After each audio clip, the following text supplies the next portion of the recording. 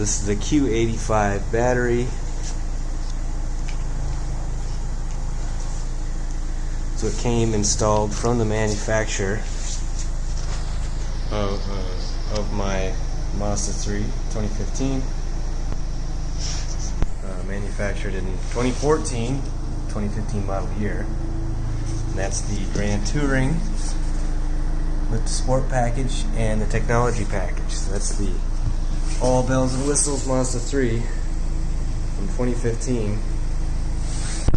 This is the battery that came installed. So you can see Q85 there, Panasonic battery, made in Japan. You can see the acid inside floating around.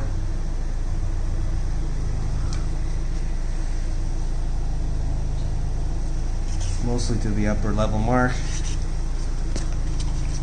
In any case, I started to get warning lights. It says at the bottom, you can read it. And I replaced it out. It's 2020 right now, January. So after replacing it out, the lights went away. Car was starting, everything was pretty much working right, minus maybe the heads-up display not coming up all the time.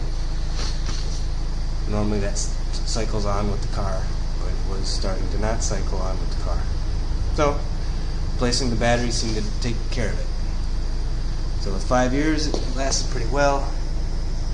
It does indicate on the top it's for start-stop systems, which I understand is a system that a car will have so that when you stop at a stop sign or a stoplight, the engine will turn off and it will turn itself back on again as soon as you go to accelerate. But my car doesn't have that, so I don't know why.